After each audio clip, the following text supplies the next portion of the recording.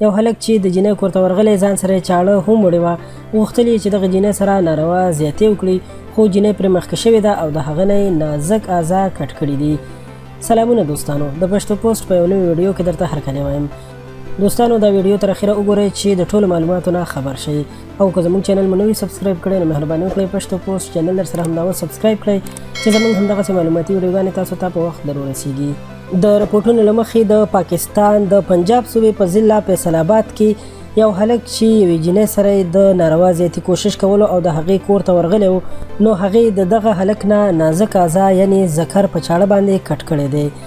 د جینۍ پلار پولیسو ته په خپل بیان کې ویلي دي چې زه سودا پسې بازار ته تللی وم خو کله چې کور ته راغلم نو زما په کور کې ډېر زیات خلک راجمع شوي وو. کله چې زه کور ته داخل شوم نو ومې لیده چې په یو ځای باندې ډېره وینه پرته ده او زما لور جاړي. د دغه جینۍ پلار په خبرو کې وویل چې ملزم په زبردستۍ زموږ کور ته داخل شوی او هغه سره چاړه وه او زما لور ته یې خبرداری او دمکي ورکوله که ما سره غلط کار ونه کړې نو زه به دې په دې چاړه باندې ووژنم.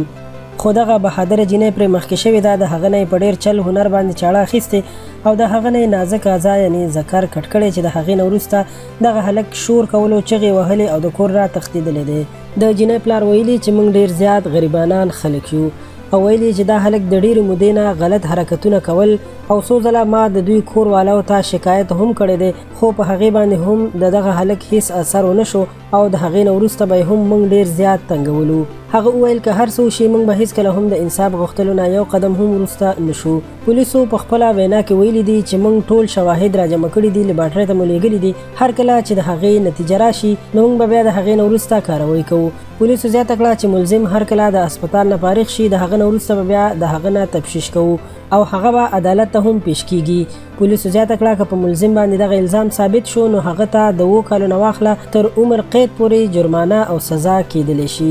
د یادولو وړ ده چې دغه هلک کله د کور ته راتلو نو ځان سره یې چاړه هم راوړې وه او جینۍ ته یې دمکي ورکړې وه خو دغه جینۍ د زیاتي په دوران کې د دغه هلک نه چاړه اخیستې او د هغه نازک اعضا یې کټ کړي دي.